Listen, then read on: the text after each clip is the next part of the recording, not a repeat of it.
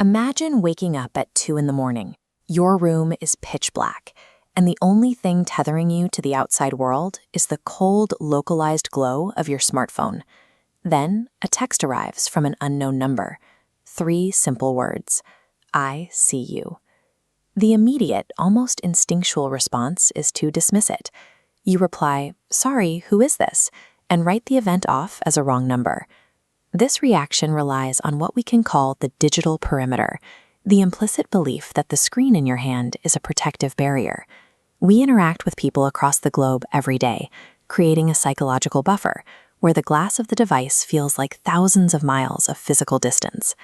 Treating a midnight text as a routing mistake or a simple network error reinforces that buffer. It categorizes the event as a digital glitch rather than a tangible threat. This taps into the baseline rule of modern connectivity. We operate under the assumption that we dictate exactly what and who is allowed to cross into our personal space through our interfaces. As long as the anomaly stays trapped inside the device's code, we feel completely secure. This diagram illustrates these boundaries. When the text arrives, you're wearing the gray shirt, the one with the hole near the collar. The outer digital boundary evaporates. Plausible deniability is stripped away. Once the predator acquires real-time visual data, the digital sanctuary fails completely. The reaction to this collapse is immediate, frantic motion, getting up off the floor and violently yanking every blind in the apartment shut. This is a retreat to the physical perimeter, relying on the traditional architectural boundaries of walls, heavy doors, and locks to keep danger on the outside. But there is a massive discrepancy here. Digital observation is instantaneous, while moving through a room to secure window shades is a slow, clumsy process. The deadbolt gets thrown next, a frantic bid to reestablish total control over the local environment. However, looking at this top-down vector layout of an apartment, we can see the structural vulnerability. Modern living spaces are riddled with sightlines and glass panes. They act as permeable gaps that easily bypass solid walls. Running around a room to cover those gaps is, psychologically, an attempt to unsee the stalker. The logic is that if you can successfully blind the environment, you are safe. And then, perfectly timed with the end of that defense, the third message arrives. Closing the blinds was smart. The stalker uses the victim's own desperate movements as proof. It confirms that the physical perimeter was already compromised before the first lock was even turned.